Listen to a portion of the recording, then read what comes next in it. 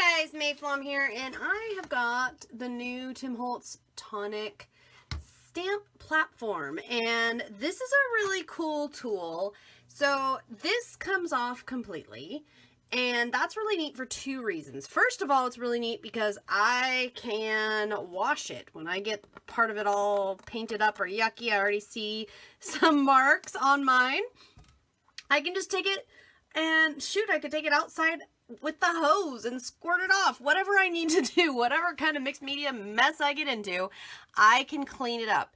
And that's really cool to me because, well, I make a mess, you know? I'm not a nice, neat, organized little stamper. I get pretty wild with my stamps. So that's fantastic. And then the base is open on two sides, so I can use whatever size of paper I want, and it's got a nice base that holds really well. So when I'm working, and this is a fairly slick wood surface, it doesn't wiggle. It stays right where I want it. The other thing is about the lid, one side's for rubber, one side's for clear stamp. You can always tell the difference because just without even looking at the words, when you feel it, there's an extra layer of plastic on the clear side to make it a little less deep, whereas the rubber side doesn't have that, so it's deeper. So your unmounted stamps you can work with like so. And you can stamp, play, whatever you want to do. You can even, one of the things I've been doing is take it completely apart, because for me to have, what, 20 inches or so that I would need across, that doesn't happen often here in my studio. I'm, like I said, messy. Lots of fun, funky, messy stuff going on here. So, what that means for me, I don't have to worry about it. Okay, I don't have to worry about that at all. Let's see, we're going to do some different distress colors here. So what I am going to do is just show you how it works, okay? You'll see this in future projects for sure, but here's the thing with these. Whatever stamps you want to be using, go right ahead. Wow, that's like really extra juicy today. So whatever stamps you want to use, that's just great. Go ahead, go right ahead. I'm going to use Hickory Smoke and Rusty Hinge. And I'm inking up each of my dogs. I could do this individually. I could do this however I wanted to do this.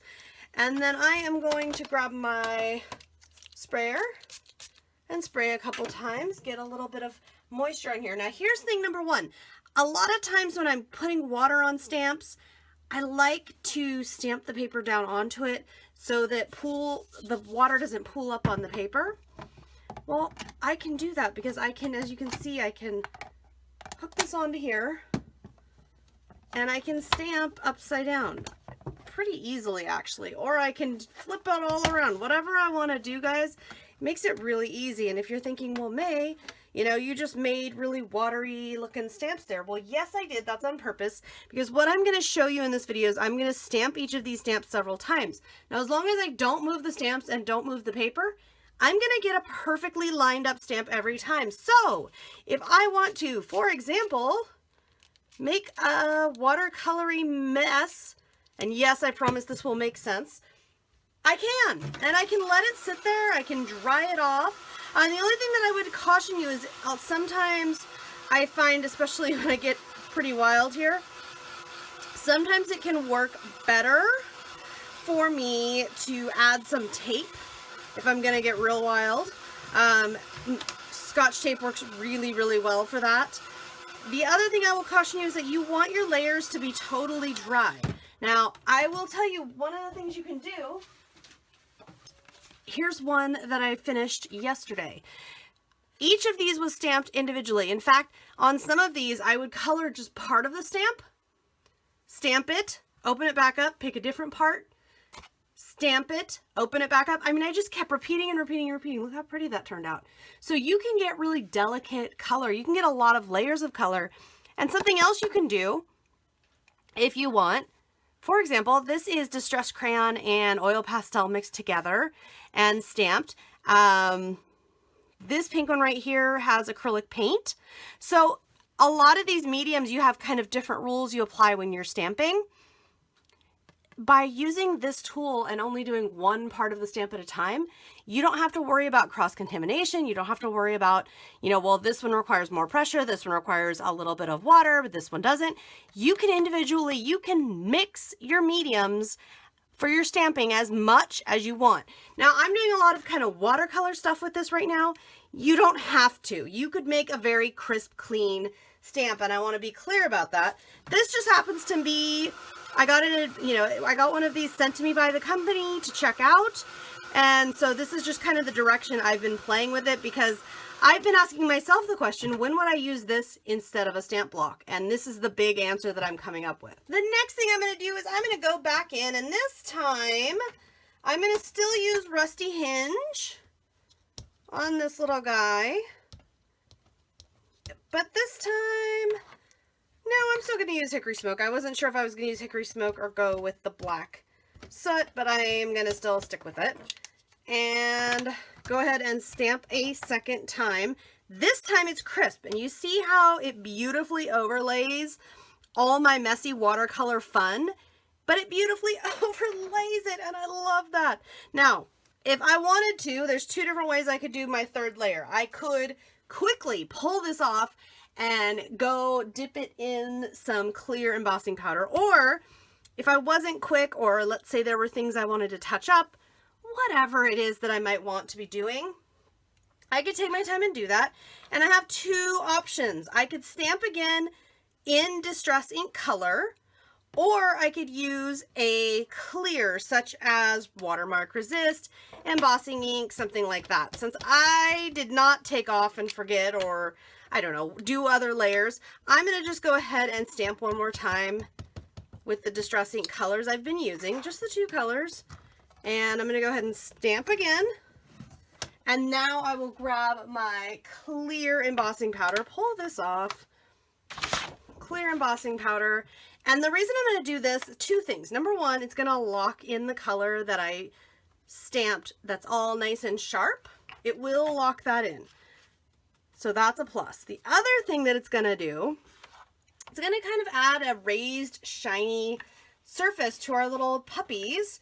And that's just going to kind of add a little, let's going to add a level of detail that you won't notice right away. But as you kind of, when you kind of look at the card and you're thinking how something looks nice about it, that's what it's going to be. So I'll just double check, I look all over and make sure that everything looks right. And once it does, I'm ready to pull out my heat tool and heat set until it's nice and glossy.